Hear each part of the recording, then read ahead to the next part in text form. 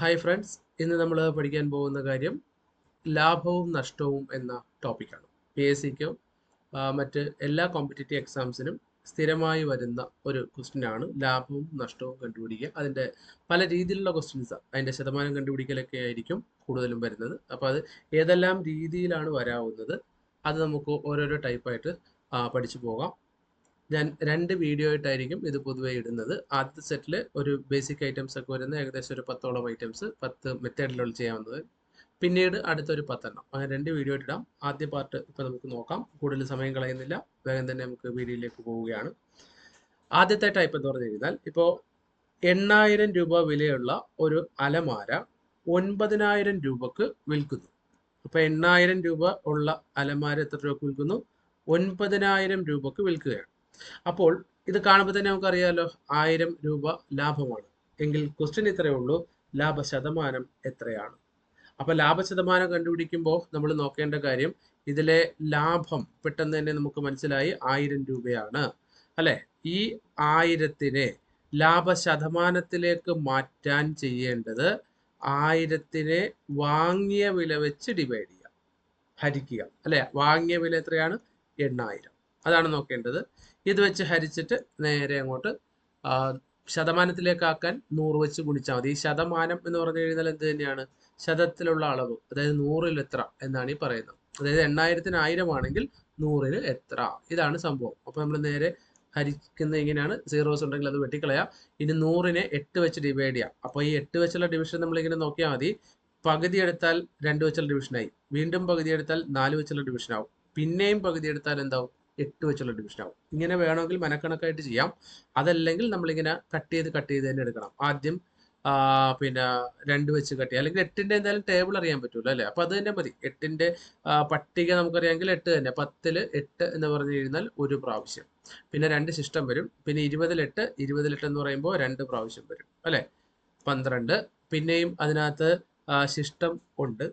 അപ്പൊ ആ ശിഷ്ടം കൂടെ നോക്കിക്കഴിഞ്ഞാൽ 20-ൽ 8 2 പ്രാവശ്യം എന്ന് പറയുമ്പോൾ 16ആണ്. 4ആണ് ശിഷ്ടം. 4-നെ 8 വെച്ച് ഡിവൈഡ് ചെയ്യാന്ന് പറഞ്ഞാൽ 40 ആക്കിയിട്ട് 8 വെച്ച് ഡിവൈഡ് ചെയ്യേണ്ടി വരും അല്ലെ. അപ്പോൾ 5, ഇങ്ങനെ 12.5 എന്ന് കിട്ടും. ഇതാണ് ഇപ്പോൾ ഫൈനൽ ആൻസർ, 12.5%. അപ്പോൾ സൈഡിലേക്ക് മാറ്റി സാധാരണ ഹരിക്കുന്ന പോലെ ഹരിച്ചൊക്കെ എടുക്കാം. അല്ലെങ്കിൽ ഇങ്ങനെ നോക്കാൻ നേരത്തെ പറഞ്ഞ എളുപ്പവഴി, 100-ന്റെ പകുതി എടുക്കുക, അപ്പൊ 50 ആയി. 50-ന്റെ പകുതി എടുക്കുക, 25 ആയി അല്ലെ. ഇനി ഒരു പ്രാവശ്യം കൂടെ പകുതി എടുക്കുക, 25-ന്റെ പകുതി 12.5. ഇതാണ് 8 വെച്ച് ഹരിക്കുക എന്ന് പറഞ്ഞു കഴിഞ്ഞാൽ നമുക്ക് ചെയ്യാൻ പറ്റുന്നത്. ഓക്കെ, മനസ്സിലായല്ലോ. അപ്പൊ ഇതേപോലെ അടുത്തൊരു ക്വസ്റ്റ്യൻ എന്ന് പറഞ്ഞാൽ, 25,000 രൂപ വിലയുള്ള ഒരു സാധനം നമ്മൾ 30,000 രൂപക്കാണ് വിൽക്കുന്നത്. 25,000 ഉള്ളത് എത്ര രൂപക്ക് വിൽക്കുന്നു? 30,000. ഇപ്പൊ ലാഭശതമാനം കണ്ടുപിടിക്കുക. ഇതിന്റെ ലാഭശതമാനം കണ്ടുപിടിക്കാൻ എന്ത് ചെയ്യണം? ഇപ്പൊ കിട്ടിയ ലാഭം നമുക്ക് മനസ്സിലായി 5,000 ആണെന്ന് അല്ലെ. അപ്പൊ 5,000 ഇതിന്റെ വാങ്ങിയ വില വേണം എടുക്കാൻ. വാങ്ങിയ വില എത്രയാണ്? 25,000 അല്ലെ, ഇൻറ്റു 100. അപ്പൊ ഇവിടെയും സീറോസ് അങ്ങോട്ട് വെട്ടിപ്പോവും അല്ലെ. പിന്നെ നോക്കേണ്ടതാണ് 25-ൽ 5 എങ്കിൽ 100-ൽ എത്ര, ഇതാണ് നമ്മൾ കണ്ടുപിടിക്കാൻ പോണത് അല്ലെ. അപ്പൊ ഹരിക്കുന്ന രീതിയിൽ തന്നെ ചെയ്യാം. 25-ഉം 5-ഉം തമ്മിൽ ഹരിച്ചു കഴിഞ്ഞാൽ 5 എന്ന് കിട്ടും. അതാ 25-ന്റെ സ്ഥാനത്ത് വേണം എഴുതാൻ. ചിലരിങ്ങനെ 8 മേളിൽ കൊണ്ടുപോയി 5 എന്ന് പറഞ്ഞ് എഴുതി കളയും. മുകളിലല്ല എഴുതേണ്ടത്, മുകളിൽ 5-ഉം താഴത്ത് 25-ഉം ആണ്. വലിയ സംഖ്യ വന്നേക്കുന്ന താഴത്താണ്. പൂർണ്ണമായും ഹരിച്ചു പോവുകയാണെങ്കിൽ താഴത്ത് വേണം അത് എഴുതാനായിട്ട്. ഇനി 5-ഉം 100-ഉം തമ്മിലാണ് ഹരിക്കേണ്ടത് അല്ലെ. 100-നെ 5 വെച്ച് ഹരിച്ചു കഴിഞ്ഞാൽ നമുക്കറിയാം 20 കിട്ടുന്നത് അല്ലെ. അപ്പൊ ഇതിന്റെ ലാഭശതമാനം എത്രയേ ഉള്ളൂ? 20%. മനസ്സിലായി കാണുമല്ലോ. ഇത്രയേ ഉള്ളൂ ലാഭശതമാനം കണ്ടുപിടിക്കുക എന്ന് പറഞ്ഞു കഴിഞ്ഞാൽ നമുക്ക് ചെയ്യാനായിട്ട്. ഇതേപോലെ തന്നെയാണ് നഷ്ടശതമാനം. ഇപ്പോ പിന്നെ ഒരാള് 30,000 രൂപ വിലയുള്ള ഒരു മേശ അല്ലെങ്കിൽ എന്തെങ്കിലും ഒരു വസ്തു അത് 27,000 രൂപക്ക് വിറ്റു. അപ്പൊ 30,000 വിലയുണ്ടായിരുന്നതാണ് അത് മേടിച്ചപ്പോൾ അല്ലെ. പക്ഷെ വിറ്റത് 27,000-നാണ്. അപ്പൊ നമുക്ക് പറയാൻ പറ്റുന്നത് നഷ്ടമാണ് അവിടെ സംഭവിച്ചിരിക്കുന്നത് അല്ലെ. നഷ്ടശതമാനം കണ്ടുപിടിക്കാൻ പറഞ്ഞാൽ ഇതിൽ 3,000 രൂപ നഷ്ടം വന്നിട്ടുണ്ട്. ഇതിന്റെയും വാങ്ങിയ വില തന്നെ എടുക്കണം. വാങ്ങിയ വില എത്രയാ? 30,000. അപ്പൊ അത് 100. അപ്പൊ ഇത് എത്രയാണ് ഇതിന് കണ്ടുപിടിച്ചാൽ മതി. ഇതിപ്പോ നേരിട്ട് നോക്കിയാൽ തന്നെ ചിലപ്പോൾ മനസ്സിലാകുന്നവരുണ്ട് അല്ലെ. 30,000-ലെ 3,000-ലെ 3 പൂജ്യങ്ങൾ പോകുന്നു. പിന്നെ ഒരു പൂജ്യം ഈ 100-ലെ പൂജ്യമായിട്ട് പോകുന്നു. അപ്പൊ അവിടെ 10. ഇവിടെ ഇനിയിപ്പോ 3/3 എന്ന് പറഞ്ഞാൽ 1 തന്നെയാണ് അല്ലെ. വെറുതെ വെട്ടിക്കളയാം. അവസാനം എത്ര കിട്ടും? 10%. പിന്നെ ചിലപ്പോ നമുക്ക് ആലോചിച്ചെടുക്കാവുന്നതേ ഉള്ളൂ. ചോദ്യം ഇത്രയേ ഉള്ളൂ, 3,000 രൂപ നഷ്ടം വന്നു, അത് 30,000-ൽ എത്രയാണ് എന്നാണ് കണ്ടുപിടിക്കുക, എത്ര ശതമാനമാണ്. അപ്പോൾ 30,000-ൽ 3000 എന്ന് പറയുന്നത് 100-ൽ എത്ര എന്നാണ് നമ്മൾ കണ്ടുപിടിക്കുന്നത്. അപ്പോൾ 30,000-ൽ 3000 എന്ന് പറയുമ്പോൾ ഇപ്പൊ പല കണക്കുകളും ചെയ്ത് ശീലമുള്ളവർക്ക് അറിയാലേ 30,000-ന്റെ എത്ര ശതമാനമാണ് ഈ 3000? ഒരു 0-ന്റെ കുറവല്ലേ ഉള്ളൂ. ആ ഒരു 0-ന്റെ കുറവേ ഉള്ളെങ്കിൽ അതെന്തായിരിക്കും? 10% തന്നെ ആയിരിക്കും. അപ്പൊ ഇതാണ് ഏറ്റവും ഈസിയസ്റ്റ് ആയിട്ടുള്ള ലാഭവും നഷ്ടവും കണ്ടുപിടിക്കുന്ന ക്വസ്റ്റ്യൻ അല്ലെ. മനസ്സിലായി കാണുമല്ലോ. ഇത് വരുന്നതൊക്കെ വളരെ റെയർ ആണ്. പക്ഷെ പഠിച്ചു തുടങ്ങുമ്പോൾ നമുക്ക് ഇങ്ങനെ പഠിക്കാൻ പറ്റും എന്നുള്ളതുകൊണ്ട് ആദ്യം അത് പറഞ്ഞതേ ഉള്ളൂ കേട്ടോ. അപ്പൊ ഈ ഒരു ക്വസ്റ്റ്യൻ വരാൻ സാധ്യത കുറവാണ്. ഇനി വന്നാൽ അറിയാണ്ട് ആയി പോവുകയും വേണ്ട. മനസ്സിലായി കാണുമല്ലോ. നമ്മളിനി അടുത്ത മോഡലിലേക്ക് മാറുവാണ്. ഇപ്പൊ 2 മോഡൽസ് ഏകദേശം കഴിഞ്ഞിട്ടുണ്ട്. അടുത്തത് 50,000 രൂപ പരസ്യ വിലയുള്ള ഒരു വസ്തു. അപ്പൊ അത് നമുക്ക് എന്തുമാകാം? 50,000 രൂപ വിലയുള്ള ഒരു വസ്തു. അത് പരസ്യ വില എന്നാ പറഞ്ഞത് 45,000 രൂപക്ക് നമ്മൾ കൊടുക്കുന്നു എങ്കിൽ ഡിസ്കൗണ്ട് എത്ര ശതമാനം എന്നുള്ളതാണ് ക്വസ്റ്റ്യൻ. ഡിസ്കൗണ്ട് അല്ലെ. അപ്പോ ഏകദേശം നമ്മൾ നോക്കിയാൽ ഇതിപ്പോ കുറഞ്ഞ വില കൊടുക്കുന്ന നഷ്ടം എന്ന രൂപത്തിലൊക്കെ നമുക്ക് വേണമെങ്കിൽ ആലോചിക്കാം അല്ലെ. അപ്പോൾ ഡിസ്കൗണ്ടിന്റെ ആ ശതമാനം ചോദിച്ചു കഴിഞ്ഞാൽ നമ്മൾ നേരത്തെ നഷ്ടം കണ്ടുപിടിച്ച പോലെ തന്നെ കണ്ടുപിടിക്കുക. 5,000 രൂപയാണ് നമ്മളിപ്പോ എന്ത് ചെയ്തേക്കുന്നത്? കുറച്ച് കൊടുത്തേക്കുന്നത് അല്ലെ. ഈ 5,000 എന്ന് പറയുമ്പോൾ ഡിസ്കൗണ്ടുകൾ പറയുന്നത് എപ്പോഴും എങ്ങനെയാ? പരസ്യ വില, അതിന്റെ മാർക്കറ്റ് പ്രൈസ് അല്ലെ. ആ പറഞ്ഞേക്കുന്ന പ്രോഡക്റ്റിൽ എഴുതി വെച്ചേക്കുന്ന മാക്സിമം പ്രൈസ് ഉണ്ടല്ലോ, അതിൽ ആണ് നമ്മൾ ഡിസ്കൗണ്ട് കൊടുക്കണം. അപ്പോ 50,000 രൂപയുടെ എത്ര ശതമാനമാണ് ഈ 5,000 എന്ന് ചോദിക്കുന്നതിന് തുല്യമാണിത്. അപ്പൊ 50,000-ൽ നമ്മൾ നോക്കാം, 3 പൂജ്യങ്ങൾ 5,000-ആയിട്ട് വെട്ടിപ്പോകാം, 1 പൂജ്യം 100-ആയിട്ട് വെട്ടിക്കളയുന്നു, പിന്നെ 5 5 അതങ്ങോട്ട് വെട്ടിപ്പോയി, അവസാനം എത്ര വരും? 10. ചുമ്മാ ആലോചിച്ചാലും മനസ്സിലാവുമല്ലോ. അതായത് 50,000-ൽ 5,000 എന്ന് പറഞ്ഞാൽ എത്ര ശതമാനമാണ്? ഇതാണ് ക്വസ്റ്റ്യൻ. അപ്പൊ ഡിസ്കൗണ്ട് പെർസെൻറ്റേജ് എന്താണ് എന്ന് ചോദിച്ചിട്ടുള്ളൂ. ഇതിപ്പോ നമ്മൾ ആ നഷ്ട ശതമാനം കണ്ടുപിടിച്ചതുപോലെ തന്നെയാണ് അല്ലെ. അപ്പൊ പ്രത്യേകിച്ച് വേറെ വലിയ വ്യത്യാസങ്ങളൊന്നും ഇല്ല. ഇതാണ് അടുത്ത കാറ്റഗറിയിൽ ഉണ്ടായിരുന്നത്. ഇതിലെ ഇനിയിപ്പോ രണ്ടാമത്തെ ഒരു ക്വസ്റ്റ്യൻ ഞാനിപ്പോ ചോദിക്കുന്നതാണ്.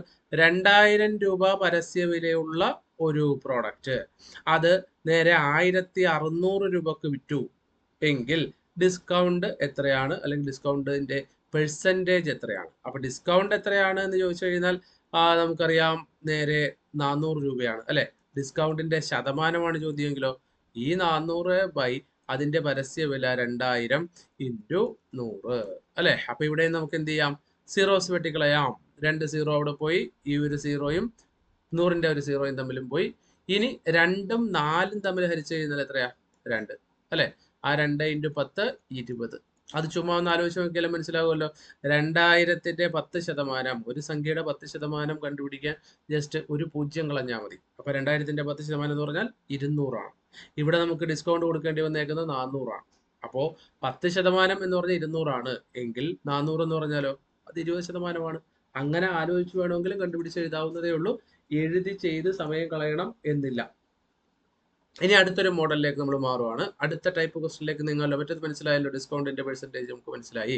അവിടെ ശ്രദ്ധിക്കേണ്ട കാര്യം ഡിസ്കൗണ്ടിന്റെ പെർസെൻറ്റേജ് കണ്ടുപിടിക്കുമ്പോൾ ഡിസ്കൗണ്ട് ബൈ അതിന്റെ പരസ്യ വിലയാണ്.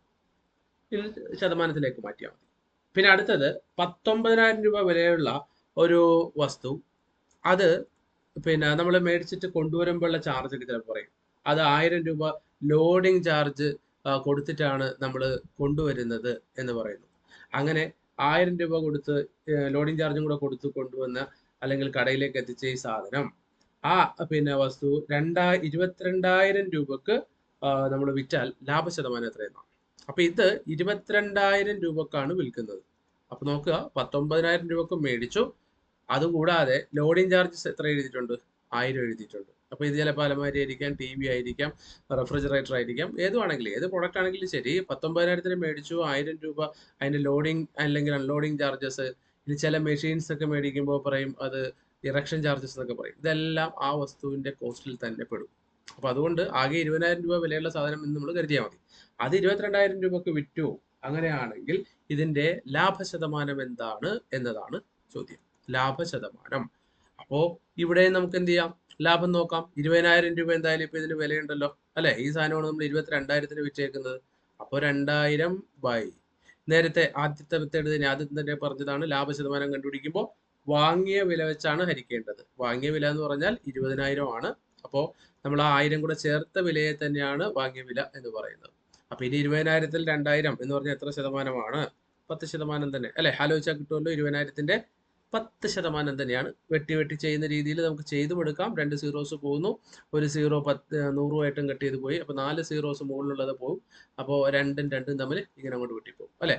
നമ്മൾ ഈ കാൽക്കുലേഷനിൽ ഒരു കോമൺ ആയിട്ട് 100 എഴുതുന്നു എന്ന സ്റ്റൈലിലൊക്കെ എഴുതുന്നുണ്ടെങ്കിൽ പോലും ഇത് ശരിക്കും ന്യൂമറേറ്ററിൽ മുകളിൽ തന്നെയാണ് വരുന്നത് കേട്ടോ. അല്ലാണ്ട് 2നും കൂടെ ഷെയർ ചെയ്ത് എന്നൊന്നുമല്ല. എഴുതുമ്പോൾ ഇങ്ങനെ എഴുതും എന്ന് മാത്രമേ ഉള്ളൂ. 100 മുകളിൽ തന്നെയാണ്. അപ്പോൾ ഈ എഴുതിയേക്കുന്നതിൽ 2000 100 മുകളിലും 20,000 താഴ്ത്തുമാണ്. അതാണ് അവസാനം 10 എന്ന് പറഞ്ഞ ആൻസറിലേക്ക് വരുന്നത്. അതൊന്ന് ശ്രദ്ധിച്ചേക്കണം കേട്ടോ. പലരും ഇങ്ങനെ കോമൺ ആയിട്ട് എഴുതുമ്പോഴൊക്കെ ഇത് എന്താണ് ഇങ്ങനെയെന്ന് പറഞ്ഞുകൊണ്ട് താഴത്ത് ഇതുമായിട്ടൊക്കെ ഇടയ്ക്ക് എഴുതി വെക്കാറുണ്ട്. അങ്ങനെയല്ല, എഴുതുമ്പോൾ ഒരു സ്റ്റൈലൊക്കെ അങ്ങനെയാണെന്ന് മാത്രമേ ഉള്ളൂ. മുകളിൽ തന്നെയാണ് ഈ 100. അത് മനസ്സിലായല്ലോ. അപ്പോൾ ഇനി അടുത്തത് നമുക്ക് ഇതിന്റെ ഒപ്പം മനസ്സിലായി. വലിയ അഡീഷണൽ കോസ്റ്റ് ഒക്കെ വന്നു കഴിഞ്ഞാൽ അതിൻ്റെ കൂടെ ചേർത്തിട്ട് അങ്ങോട്ട് വാങ്ങിയ വിലയായിട്ട് കരുതി ചെയ്താൽ മതി കേട്ടോ. അപ്പോൾ വേറെ സംശയമൊന്നുമില്ലല്ലോ. നേരെ അടുത്ത മോഡലിലേക്ക് നീങ്ങിയേക്കാമല്ലോ. സ്പീഡ് കൂടുതലാണെങ്കിലൊക്കെ നിങ്ങൾ കമൻറ്റിലൊന്ന് പറഞ്ഞേക്കണം. ഞാൻ അത്യാവശ്യം കുറഞ്ഞ സമയത്തിനുള്ളിൽ കൂടുതൽ പ്രോബ്ലംസ് ഇടാൻ ശ്രമിക്കുന്നതുകൊണ്ടാണ് പെട്ടെന്ന് പറഞ്ഞു പോകാൻ നോക്കുന്നു. അത് മനസ്സിലാകാതൊക്കെ ഉണ്ടെങ്കിൽ കമൻറ്റിൽ ഇട്ടേക്ക്. അടുത്ത വീഡിയോസ് ചെയ്യുമ്പോൾ അത് ശരിയാക്കാം. അപ്പോൾ അടുത്തത് ടൈപ്പ് ഇതാണ്. ഇപ്പോൾ 50,000 രൂപ വിലയുള്ള ഒരു സ്കൂട്ടർ. ഇത് നമ്മൾ 20% ലാഭത്തിന് വിറ്റാൽ വിറ്റ വില എത്രയാണെന്നാണ് ചോദിച്ചത്. അപ്പോൾ 50,000 വിലയുള്ള സാധനം 20% ലാഭത്തിലാണ് വിൽക്കുന്നത് അല്ലേ? എങ്കിൽ വിറ്റ വില എത്രയാണ്? നമുക്ക് വേണമെങ്കിൽ 50,000ന്റെ 20% കണ്ടുപിടിച്ചിട്ട് അത് അതിൻ്റെ കൂടെ കൂട്ടി എടുക്കാം. അതിലും നല്ലത് നമുക്ക് എന്തായാലും സമയം ലാഭിക്കുകയാണ് എപ്പോഴും ചെയ്യേണ്ടത്. അപ്പോൾ കൂടുതൽ സ്റ്റെപ്പുകൾ എഴുതാതെ നോക്കണം. അപ്പോൾ 20% ലാഭത്തിൽ വിൽക്കുക എന്ന് പറഞ്ഞു കഴിഞ്ഞാൽ 100 ഉള്ളത് 120ന് വിൽക്കുക എന്നാണ് അല്ലെ? 100ന് 120 ആക്കി വിൽക്കുക അല്ലെ? അപ്പോൾ ഈ ഒരു റേഷ്യോയിൽ ഇതിനെ അങ്ങോട്ട് മൾട്ടിപ്ലൈ ചെയ്താൽ മതി. 50,000 ഇൻറ്റു 120/100 ഇത്രയുള്ള സംഭവം. അപ്പോൾ ഇതിൽ ഇനിയിപ്പോൾ നേരെ 2 സീറോ വെട്ടിപ്പോവും. ബാക്കി മൾട്ടിപ്ലൈ ചെയ്തെടുക്കണം. അപ്പോൾ 50 5 ഇൻറ്റു 12 60 അല്ലേ? അപ്പോൾ എന്തായാലും വില കൂടുതലാണ്. നമുക്ക് അപ്പോൾ 60 ഇനി എത്ര പൂജ്യം ഉണ്ടാകുന്ന ആലോചിച്ച സമയം നിങ്ങൾ അതിൽ 60,000 രൂപയായിരിക്കും. 50,000 കൂടുതലാണല്ലോ. അപ്പോൾ കറക്റ്റ് ഇവരെ തമ്മിൽ ഗുണിച്ച് കഴിയുമ്പോൾ 60,000 എന്ന് കിട്ടും. മനസ്സിലായല്ലോ? അതായത് വില ഒരുപക്ഷെ കുറയുകയാണെങ്കിൽ, നഷ്ടത്തിലാണ് വിൽക്കുന്നതെങ്കിലോ, ഇപ്പോൾ 10% നഷ്ടത്തിലാണെങ്കിലോ, ഇതിന്റെ 90 കണ്ടുപിടിച്ചാൽ മതി. ഇപ്പോൾ 120 ആക്കിയതിന് പകരം എന്താക്കണത് 90 ആവും. അപ്പോൾ എന്താണ് ഈ 100ന്റെ കൂടെ കൂട്ടുകയും കുറപ്പാണ് ചെയ്യേണ്ടത്.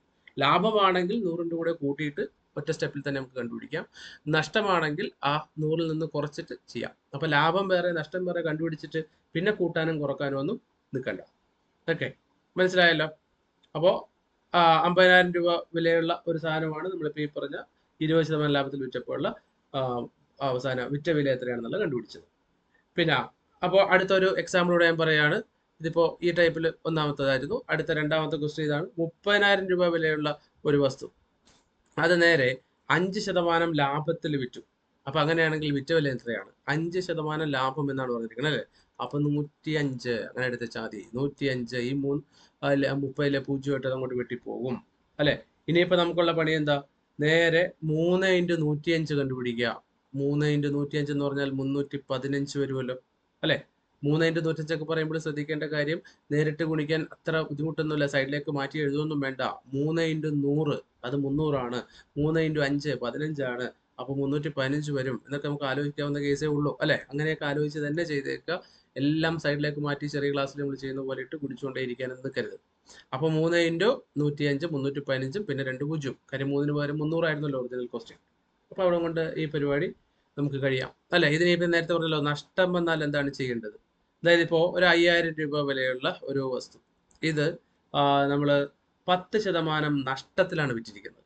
അപ്പോൾ 10% നഷ്ടത്തിൽ വിറ്റു. 10% നഷ്ടത്തിൽ വിൽക്കുമ്പോൾ ബാക്കി ശരിക്കും പറഞ്ഞാൽ ഉള്ള വിലയുടെ 90നാണ് വിറ്റേക്കുന്നത്. അതായത് 100 രൂപയാണ് വിലയെങ്കിൽ അത് 90ന് വിറ്റു എന്ന് പറയുന്നതാണ് ശരിക്കും 10% നഷ്ടം കൊണ്ട് ഉദ്ദേശിക്കുന്നത്. അപ്പൊ നമ്മൾ നേരെ ഈ 90% കണ്ടുപിടിച്ചാൽ മതി ഇതിന്റെ. അപ്പൊ 4,500 എന്ന് കിട്ടും. അപ്പൊ ഇതിന് പകരം വേണമെങ്കിൽ 10% കണ്ടുപിടിക്കാം. 5,000ന്റെ 10% കണ്ടുപിടിക്കാം, 500 എന്ന് കിട്ടും. ആ 500 5,000 നിന്ന് കുറച്ചാലും കിട്ടും. അപ്പൊ അതിന് പകരം ചെയ്യുന്ന പണിയാണ് ഒറ്റ സ്റ്റെപ്പിൽ അങ്ങോട്ട് തീർത്ത് കളയാം അല്ലെ? അപ്പോ നമുക്കിപ്പോ ഇനി അടുത്ത ടൈപ്പിലേക്കൊന്ന് നീങ്ങാമല്ലോ. അടുത്തൊരു ക്വസ്റ്റ്യനിലേക്ക്. ഇതുവരെ മനസ്സിലായി കാണുമല്ലോ. അടുത്ത ടൈപ്പില് ഇതെങ്ങനെയാണ്? ഒരു ബാഗ് 9,600 രൂപക്ക് നമുക്ക് വിറ്റപ്പോൾ 20% ലാഭം കിട്ടിയെങ്കിൽ ആ ബാഗിന്റെ യഥാർത്ഥ വില, അതായത് വാങ്ങിയ വില എന്താണ് എന്നാണ് ചോദ്യം. അപ്പൊ ഇത് വിറ്റ വിലയാണ് തന്നേക്കുന്നത്. അപ്പൊ 20% ലാഭമാണ് നമുക്ക് കിട്ടിയേക്കുന്നത്. അപ്പൊ നമ്മൾ ശ്രദ്ധിക്കേണ്ട ഒരു കാര്യം, ഇതിന്റെ വലിയ ഫോമുലകളിലേക്ക് പോകുന്നതിന് പകരം 20% ലാഭം കിട്ടുക എന്ന് പറഞ്ഞു കഴിഞ്ഞാൽ ഇപ്പൊ 100 രൂപയാണെങ്കിൽ അതിന്റെ കൂടെ 20 കൂടെ കൂട്ടി 120 എന്നാണ് പറഞ്ഞിരിക്കുന്നത് അല്ലെ. ഇനി ശ്രദ്ധിക്കേണ്ട കാര്യം, ഈ 100 വാങ്ങിയ വിലയാണെങ്കിൽ ഈ 20 ലാഭമാണ്, 120 എന്തപ്പോ വിറ്റ വില. ഈ വിറ്റ വിലയാണ് അവർ എത്ര തന്നേക്കണത്? 9600 എന്ന് തന്നിരിക്കുന്നത്. അപ്പൊ ഇതൊരു ഇക്വേഷൻ വെച്ചിരിക്കും അല്ലെ, 100 + 20 = 120. അപ്പൊ ഇതില് 100 വാങ്ങിയ വില, ഇത് ലാഭം, ഇതാണ് വിറ്റ വില. അപ്പൊ നമ്മൾ ഇനി ശ്രദ്ധിക്കേണ്ട കാര്യം ഇത്രയേ ഉള്ളൂ, നമുക്ക് തന്നേക്കുന്നത് എന്താണ്? വിറ്റ വിലയാണ്. അതിൽ നിന്ന് വാങ്ങിയ വില എങ്ങനെ കണ്ടുപിടിക്കാം? അപ്പൊ ചെയ്യേണ്ട ഇത്രയേ ഉള്ളൂ, തന്ന എമൗണ്ടിനെ, അതായത് 9600-നെ അത് വിറ്റ വിലയുടെ സ്ഥാനത്ത് വരുന്നത് 120 ആണല്ലോ. അതായത് ശതമാനം വെച്ച് നമ്മൾ നോക്കുമ്പോൾ 100ഉം 20ഉം 120. ആ 120 ശരിക്കും 9600 എങ്കിൽ വാങ്ങിയ വില എന്ന് പറഞ്ഞാൽ 100 കണ്ടുപിടിക്കുക എന്നുള്ളതാണ്. അപ്പൊ 100 വെച്ച് മൾട്ടിപ്ലൈ ചെയ്താൽ മതി, ഗുണിച്ചാൽ മതി. മനസ്സിലായല്ലോ? ഈ 0 അങ്ങോട്ട് വെട്ടിപ്പോവും. 12ഉം നമുക്ക് 960 തമ്മിലാണ് ഹരിച്ചെടുക്കേണ്ടത്. പട്ടികയൊക്കെ അറിയാവുന്നവർക്ക് വേണമെങ്കിൽ അങ്ങനെ അങ്ങോട്ട് ചെയ്യാം അല്ലെ. 12 ഇൻറ്റു എത്ര ചെയ്താലാണ് ഈ 96 കിട്ടുന്നത്? 12 ഇൻറ്റു 8 ചെയ്താൽ കിട്ടും കേട്ടോ. അപ്പോൾ 8 80, ഒരു 0 അവിടെ ഉണ്ടല്ലോ. അപ്പൊ അങ്ങനെ 8000 എന്ന് കിട്ടും. ഇനി അങ്ങനെ നേരിട്ട് ചെയ്യാൻ അറിയാത്തവരുണ്ടെങ്കിൽ 12നെയും 96നെ അല്ലെങ്കിൽ 960നെ ആദ്യം 2 വെച്ച് അങ്ങോട്ടൊന്ന് വെട്ടുക. അപ്പോ 480 ആകും, പിന്നെ ഇത് 6 ആവും. അതിനുശേഷം ഒന്നുകൂടെ ഡിവൈഡ് ചെയ്താൽ 480/6 എന്ന് പറയുമ്പോൾ 6 48, 8000 നമുക്ക് പെട്ടെന്ന് തന്നെ കിട്ടും. അപ്പൊ ഈ ഒരു രീതിയിൽ ഒരു ഇക്വേഷൻ ഉണ്ടാക്കിയിട്ട് നമുക്ക് ഇതുപോലത്തെ എല്ലാ കണക്കും ചെയ്യാം. അതായത് വിറ്റ വില 9600 എങ്കിൽ വാങ്ങിയ വില കണ്ടുപിടിക്കാൻ നമ്മൾ 9600നെ 120 വെച്ച് ഡിവൈഡ് ചെയ്തിട്ട് 100 വെച്ച് പിടിച്ചു. ലാഭമാണ് ഇതിൽ നിന്ന് കണ്ടുപിടിക്കേണ്ടെങ്കിലോ, നമ്മളിപ്പോ വിറ്റ വില എന്തായാലും വാങ്ങിയ വില എന്തായാലും കണ്ടുപിടിച്ചല്ലോ, തമ്മിൽ മൈനസ് ചെയ്താൽ കിട്ടും. അതല്ല, അങ്ങനെ പോകണമെന്നില്ല. നമുക്കിപ്പോ 9600 വിറ്റ വില എന്നറിയാലോ, അതിനെ വിറ്റ വിലയുടെ ശതമാനം എന്താണോ അത് വെച്ച് ഡിവൈഡ് ചെയ്യാം. എന്നിട്ട് ലാഭമാണ് വേണ്ടതെങ്കിൽ 20 വെച്ച് ഗുണിച്ചാൽ മതി. അപ്പൊ വാങ്ങിയ വില കണ്ടുപിടിക്കണമെന്ന് നിർബന്ധമൊന്നുമില്ല. നമുക്ക് ലാഭം കണ്ടുപിടിച്ചെടുക്കാനായിട്ട് നേരിട്ട് ലാഭം മാത്രമായിട്ടും ചെയ്യാം. ഇതിപ്പോ ഈ വെട്ടുവാണെങ്കിൽ ഈ 0 വെട്ടിപ്പോയി, 2ഉം 12ഉം കൂടെ വെട്ടി 6. ഇനി 6ഉം 9600 തമ്മിൽ ഹരിച്ചെടുത്താൽ മതി. അപ്പോൾ 6ഉം 9600 തമ്മിൽ ഹരിച്ചു വരുമ്പോൾ എത്രത്തോളമാണോ നമുക്ക് കിട്ടുന്നത്, അതായിരിക്കും ഇതിന്റെ എന്തെന്ന് ലാഭം എന്ന് പറയുന്നത് അല്ലെ. കറക്റ്റ് ആയിട്ട് ഇപ്പോൾ 6 9 ഒരു പ്രാവശ്യം, ശിഷ്ടം 3 36 6 16 1600. ഇങ്ങനെയും നേരിട്ട് ലാഭം കണ്ടുപിടിക്കാം. അപ്പൊ ഇത് വിറ്റുവില കണ്ടുപിടിക്കല്, ഇത് ലാഭം കണ്ടുപിടിക്കല്. ഈ ഒരു സ്റ്റൈൽ എന്ന് പറഞ്ഞു കഴിഞ്ഞാൽ ഇതേപോലത്തെ പലതരം കണക്കുകൾക്ക് നമുക്ക് ഉപയോഗിക്കാം. ഒരു ഇക്വേഷൻ ഇങ്ങനെ എഴുതാൻ പറ്റണം, വാങ്ങിയ വില പ്ലസ് ലാഭമാണ് വിറ്റ വില. അതുപോലെ നഷ്ടം വെച്ചും ചെയ്യാം, വാങ്ങിയ വില മൈനസ് നഷ്ടം സമം വിറ്റ വില എന്ന് എഴുതി കഴിഞ്ഞാൽ നമുക്കിപ്പോൾ ഇതിൽ ഏത് തന്നു കഴിഞ്ഞാലും മറ്റ് ഐറ്റം കണ്ടുപിടിച്ചെടുക്കാൻ പറ്റും. മനസ്സിലാവുമല്ലോ. ഇനി അടുത്ത ഒരു ക്വസ്റ്റ്യൻ ഇതാണ്. 120 രൂപക്ക് ഒരു കുട വിറ്റപ്പോൾ അവിടെ 20% ലാഭം ഉണ്ടായി. അപ്പൊ വിറ്റത് എത്രയാണ്? 120 രൂപക്ക്. അപ്പോ 20% ലാഭം ഉണ്ടായി എന്നാണ് പറഞ്ഞിരിക്കുന്നത് അല്ലെ. എങ്കിൽ ഇതിന്റെ വാങ്ങിയ വില എത്രയാണ് എന്നുള്ളതാണ് ക്വസ്റ്റ്യൻ. ഇവിടെ ഒരു കാര്യം ശ്രദ്ധിക്കുക, നമ്മളെല്ലാം എത്ര ശതമാനമാണ് എന്ന രൂപത്തിലാണ് അല്ലെങ്കിൽ ശതമാനം വെച്ചാണ് കണക്കുകൾ ചെയ്തുകൊണ്ടിരുന്നത്. അവിടെ കറക്റ്റ് ഇപ്പോ 120 എന്ന് പറയുമ്പോൾ 100നേക്കാൾ 20 കൂടുതലാണ്. ഇവിടെ പറഞ്ഞേക്കുന്ന 20% ലാഭം തന്നെയാണ്. അപ്പൊ ഒരു സംശയവും വേണ്ട, 100 അപ്പൊ അതിന്റെ വാങ്ങിയ വില. അപ്പൊ വലിയ ഫോമുലകളിലേക്ക് നമുക്ക് പോകേണ്ടി വരുന്നില്ല. കൃത്യമായി അവർ പറഞ്ഞിരിക്കുന്നത് ഇതാണ്. അപ്പൊ 20% ലാഭത്തിലാണ് വിറ്റത് എന്ന് പറഞ്ഞാൽ നമ്മൾ നേരത്തെ പറഞ്ഞ ഫോമുല അനുസരിച്ച് ഇങ്ങനെയാണ്: 20 ലാഭത്തിന്റെ സ്ഥാനത്ത്, 100 വാങ്ങിയ വിലയുടെ സ്ഥാനത്ത്, അപ്പോ വിറ്റ വിലയുടെ സ്ഥാനത്ത് 120 വരും. ജനറൽ ആയിട്ട് പൊതുവായിട്ട് പറയുമ്പോൾ, ശതമാന കണക്കിൽ പറയുമ്പോൾ ഇതാ. ഈ പറഞ്ഞേക്കുന്ന ശതമാന കണക്കിൽ തന്നെ നോക്കുമ്പോൾ ഇവരിപ്പോ പറഞ്ഞേക്കുന്ന യഥാർത്ഥ വിറ്റ വിലയും 120. Okay, sorry. അപ്പോൾ 120 തന്നെയാണ് യഥാർത്ഥ വിറ്റ വില, ശതമാനത്തിലും അത് തന്നെയാണല്ലോ. അപ്പോൾ ഒരു സംശയവും വേണ്ട, ഇതിന്റെ ലാഭം 20ഉം വാങ്ങിയ വില എത്ര തന്നെ? 100 തന്നെ. അപ്പൊ നേരത്തെ ചെയ്ത അതേ മോഡലിൽ തന്നെ നമുക്ക് ചെയ്താലും അങ്ങനെ കിട്ടുള്ളൂ. 120/120 ഇൻറ്റു വാങ്ങിയ വിലയുടെ സ്ഥാനത്ത് 100. അപ്പൊ ഇതങ്ങോട്ട് വെട്ടി പോകുന്നതുകൊണ്ട് 100 തന്നെ കിട്ടും. അല്ലാതെ ആലോചിച്ചാലും നമുക്ക് കിട്ടാവുന്ന ഒരു ക്വസ്റ്റ്യൻ ആണ്. മനസ്സിലായല്ലോ. അടുത്തത് ഒരു പിന്നെ ബാഗ് ഇപ്പൊ 400 രൂപക്ക് വിറ്റു. അപ്പോ 400 രൂപക്ക് വിറ്റ വില അത് 400. അപ്പോൾ 100 രൂപ നഷ്ടം വന്നു. അപ്പൊ 100 രൂപ നഷ്ടം വന്നിരിക്കുകയാണ് എങ്കിൽ ഇതിന്റെ നഷ്ട ശതമാനം എത്രയെന്നുള്ളതാണ്. അപ്പൊ നഷ്ട ശതമാനം കണ്ടുപിടിക്കുമ്പോൾ നമ്മൾ ശ്രദ്ധിക്കേണ്ട കാര്യം എന്താ? നഷ്ടം ബൈ വാങ്ങിയ വില, അല്ലെ? വാങ്ങിയ വില വെച്ചാണ് ഡിവൈഡ് ചെയ്യേണ്ടത്, എന്നിട്ട് 100 വെച്ചാണ് ഗുണിക്കേണ്ടത്. അപ്പൊ നഷ്ടം എന്ന് പറഞ്ഞു കഴിഞ്ഞാൽ 100 എന്നറിയാം. ഇവിടെ വാങ്ങിയ വില എന്ന് പറഞ്ഞു കഴിഞ്ഞാൽ എത്രയാ? 400-ന് വിറ്റതല്ലേ? അപ്പൊ 100 രൂപ നഷ്ടം വന്നിട്ടുണ്ടെങ്കിൽ ശരിക്കും 500 രൂപയ്ക്ക് ആയിരിക്കുമല്ലോ അപ്പൊ ഇത് വാങ്ങിയത്, അല്ലെ? അതായത് ഇവരെ തമ്മിൽ കൂട്ടുമ്പോഴാണ് നമുക്ക് വാങ്ങിയ വില കിട്ടുന്നത്. അപ്പൊ ഇനിയിപ്പോ 100/500 ഇൻറ്റു 100 ശതമാനത്തിലേക്ക് ആക്കാൻ അവസാനം ഈ 100 വെച്ച് ഗുണിക്കുന്നത് കേട്ടോ. അപ്പൊ ഈ 500-ലെയും 100-ലെയും 2 പൂജ്യങ്ങളും കൊണ്ട് വെട്ടിപ്പോയി. ഇനി 100-നെ 5 വെച്ച് ഡിവൈഡ് ചെയ്യുക, 20. ഇതാണ് നഷ്ടത്തിന്റെ ശതമാനം. അപ്പൊ നഷ്ട ശതമാനവും ലാഭ ശതമാനവും കണ്ടുപിടിക്കുമ്പോൾ ശ്രദ്ധിക്കേണ്ടത് താഴത്ത് വരേണ്ടത് എപ്പോഴും വാങ്ങിയ വില തന്നെ ആയിരിക്കും. മനസ്സിലായല്ലോ? ഇനി നമ്മൾ വേറെ മോഡൽ ക്വസ്റ്റ്യനിലേക്ക് നീങ്ങുകയാണ്. ഇതൊക്കെ സാധാരണ ബേസിക് ആയിട്ടുള്ള ക്വസ്റ്റ്യൻസ് തന്നെയാണ്, വലിയ കൺഫ്യൂഷൻ ഉണ്ടാവില്ല. എന്നാലും അത്യാവശ്യം ഇതൊന്ന് മനസ്സിലാക്കി വെക്കണം. ഇനി അടുത്തത് പിന്നെ വേറൊരു മോഡൽ, അതായത് 10 സാധനങ്ങളുടെ വാങ്ങിയ വില 9 സാധനങ്ങളുടെ വിറ്റ വിലക്ക് തുല്യമായാൽ ലാഭശതമാനം എത്ര? അപ്പോ 10 സാധനങ്ങളുടെ വാങ്ങിയ വില 9 സാധനങ്ങളുടെ വിറ്റ വിലക്ക് തുല്യമായാൽ, അങ്ങനെയാണ് ക്വസ്റ്റ്യൻ വന്നേക്കുന്നത്, എങ്കിൽ ലാഭശതമാനം എത്ര? അപ്പൊ ഇത് കുറച്ചുകൂടെ വ്യത്യസ്തമാണ്. അപ്പൊ ഈ സംഭവത്തിൽ നമ്മൾ ചെയ്യേണ്ടത് വ്യത്യാസം, അതായത് ഇവർ തമ്മിൽ എന്ത് വ്യത്യാസം ഉണ്ടെന്ന് നോക്കുക. ആ വ്യത്യാസത്തെ വിറ്റ സാധനങ്ങളുടെ എണ്ണം വെച്ച് വേണം നമ്മൾ ഡിവൈഡ് ചെയ്യാൻ. വിറ്റ സാധനങ്ങളുടെ എണ്ണം, മനസ്സിലായല്ലോ? എന്നിട്ട് ഇൻറ്റു 100 ചെയ്താൽ കിട്ടും. അപ്പൊ വ്യത്യാസം എന്ന് പറയുന്നത് 10 സാധനങ്ങളുടെ വാങ്ങിയ വില 9 സാധനങ്ങളുടെ വിറ്റ വിലക്ക് തുല്യം എന്ന് പറഞ്ഞു കഴിഞ്ഞാൽ അവിടെ വ്യത്യാസം 10 9 തമ്മിൽ വ്യത്യാസം 1 ബൈ വിറ്റ വില എത്രയാണ്? 9, അല്ലെ? അതിന്റെ എണ്ണം ആ 9 വെച്ച് ഡിവൈഡ് ചെയ്യുക ഇൻറ്റു 100. ഇത്രയുള്ള സംഭവം. അപ്പൊ ഇങ്ങനെ വരുമ്പോൾ ഹരിച്ചെടുക്കണം. ഇനി ഇത്രയേ ഉള്ളൂ. 100-ൽ 9 എത്ര പ്രാവശ്യം ഉണ്ട്? 100-ൽ നമുക്കറിയാം 99 എന്ന് പറയുമ്പോൾ 11 പ്രാവശ്യം വരും, ഒരു ശിഷ്ടവും വരും. അപ്പൊ 11 പിന്നെ 9-ൽ 1, ഇത്രയുമാണ് നമുക്ക് വരുന്ന ശതമാനം, അല്ലെ? ഹരിച്ചെഴുതുമ്പോൾ മിശ്ര ഭിന്നമായിട്ട് എഴുതുന്ന രീതി ഇതാണ്. ഇപ്പൊ 100-നെ 9 വെച്ച് ഹരിക്കുക എന്ന് പറഞ്ഞു കഴിഞ്ഞാൽ 10-ൽ 9 ഒരു പ്രാവശ്യം, വീണ്ടും ശിഷ്ടം വരുന്നു, 10-ൽ 9 ഒരു പ്രാവശ്യം, അപ്പൊ ശിഷ്ടം 1 വരും, അല്ലെ? ഇതിനെ മിശ്ര ഭിന്നത്തിലേക്ക് എഴുതുമ്പോൾ എങ്ങനെയാണ്? കിട്ടിയ 11 എടുത്ത് പൂർണ്ണ സംഖ്യയായിട്ട് എഴുതുക, കിട്ടിയ ശിഷ്ടത്തെ 1 ബൈ പിന്നെ എന്ത് വെച്ചാണോ ഹരിച്ചേക്കുന്നത് അതിനെ വെച്ച് ഹരിച്ച് തന്നെ എഴുതുക. അപ്പൊ ബാക്കിയുള്ളത് 1 പറയുമ്പോൾ ആകെ ഉള്ളതിന്റെ 9-ൽ 1 ഉണ്ട് എന്നാണ് പറയുന്നത്. അതാണ് ഇപ്പോൾ 11-ഉം 9-ൽ 1 ശതമാനം. ഇങ്ങനെയാണ് നമുക്ക് 10 സാധനങ്ങളുടെ വാങ്ങിയ വില 9 സാധനങ്ങളുടെ വിറ്റ വിലക്ക് തുല്യമായാൽ ലാഭശതമാനം കണ്ടുപിടിക്കുന്ന രീതി. ഒന്നുകൂടെ നോക്കാം, അല്ലെ? അടുത്തൊരു ക്വസ്റ്റ്യൻ, അതായത് 25 സാധനങ്ങളുടെ വാങ്ങിയ വില അത് 20 സാധനങ്ങളുടെ വിറ്റ വിലക്ക് തുല്യമാവുന്നു. 20 സാധനങ്ങളുടെ വിറ്റ വിലക്ക് തുല്യമായാൽ ഇവിടെയും ലാഭശതമാനം കണ്ടുപിടിക്കുക. അപ്പൊ നമ്മൾ ചെയ്യേണ്ടത് വ്യത്യാസം 25-ഉം 20-ഉം തമ്മിലുള്ള വ്യത്യാസം നേരെ പിന്നെ 5 ആണ്.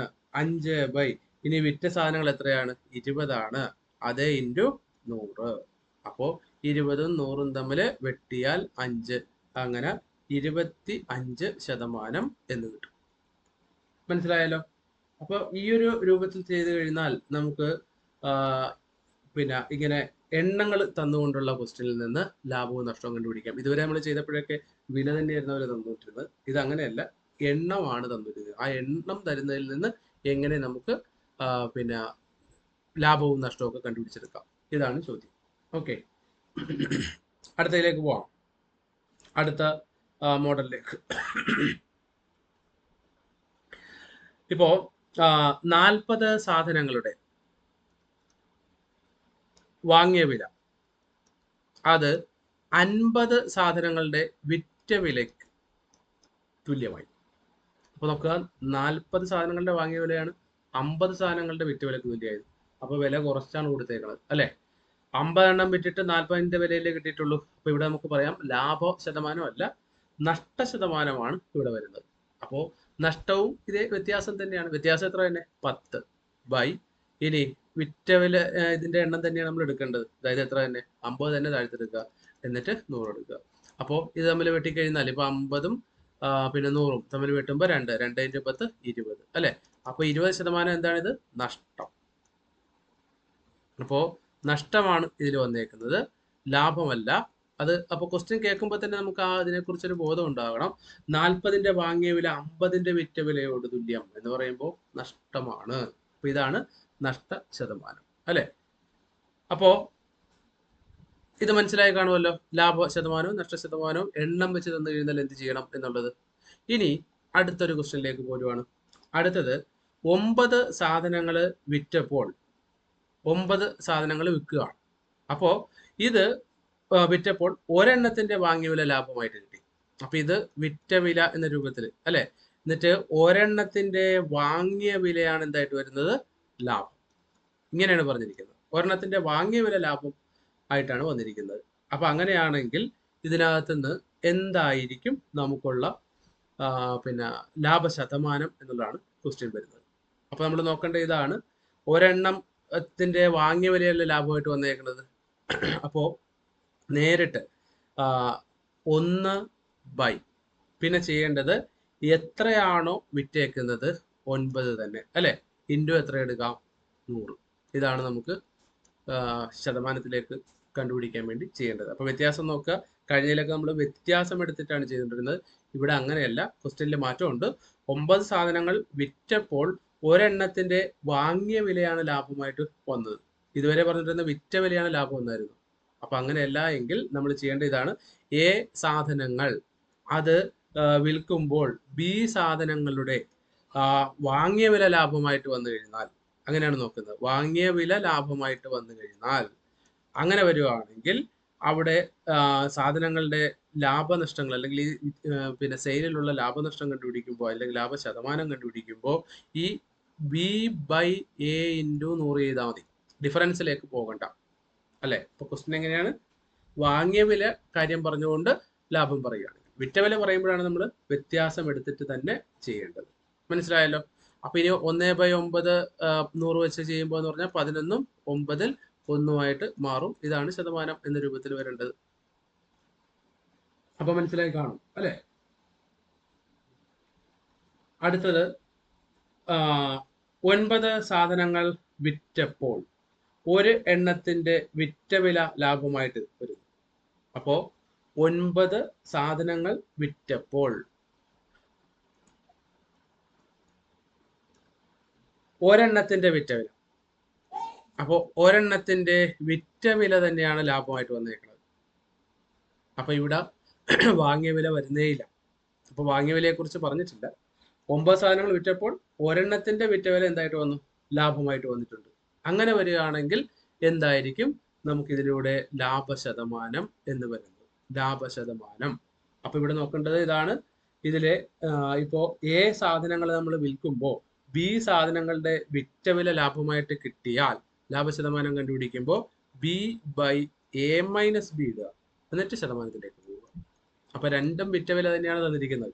അങ്ങനെ വരുമ്പോൾ നമ്മൾ ചെയ്യുന്ന രീതിയാണ്, 9 സാധനങ്ങൾ വിറ്റപ്പോൾ ഒരെണ്ണത്തിന്റെ വിറ്റ വില ലാഭമായിട്ട് കിട്ടുന്നുണ്ടെങ്കിൽ 1/, പിന്നെ 9 - 1 എന്നിട്ട് × 100 ചെയ്യണം. അപ്പൊ രണ്ടും വിറ്റ വിലയാണ് തന്നിരിക്കുന്നതെങ്കിലാണ് ഇങ്ങനെ ചെയ്യേണ്ടത് അല്ലെ. അപ്പൊ നേരെ 1/8 × 100 എന്ന് പറഞ്ഞു വരും. അപ്പൊ 1/8 × 100 എന്ന് പറഞ്ഞു കഴിഞ്ഞാൽ 100/8 തന്നെ, അതായത് 12% ഇതിനകത്ത് അപ്പോൾ ലാഭമായിട്ട് നമുക്ക് വരുന്നത്. അതായത് ഇപ്പോ ഒരു 70 കസേര വിറ്റപ്പോ 10 എണ്ണത്തിന്റെ വിറ്റ വില ലാഭമായിട്ട് കിട്ടി. അപ്പോ 70 എണ്ണം വിൽക്കുന്നു, 10 എണ്ണത്തിന്റെ വിറ്റ വില തന്നെയാണ് ലാഭമായിട്ട് കിട്ടുന്നത് എങ്കിൽ ഇതിന് ലാഭശതമാനം കണ്ടുപിടിക്കുക. അപ്പോ ഇവര് തമ്മിലുള്ള വ്യത്യാസം എത്രയാ, 10 അല്ലെ. അങ്ങനെ 10/, 70ഉം 10ഉം തമ്മിൽ വ്യത്യാസം 60 × 100. ഈ മോഡലിൽ വേണം നമ്മൾ ഈ കണക്ക് ചെയ്തെടുക്കാനായിട്ട്. മനസ്സിലായല്ലോ. ഇനി ബാക്കി കൂടുതലായിട്ടുള്ള കാര്യങ്ങൾ നമുക്ക് അടുത്ത വീഡിയോയിൽ പറയാം. എന്തെങ്കിലും സംശയം ഉണ്ടെങ്കിലൊക്കെ ചോദിച്ചേക്കാം. Okay, thank you.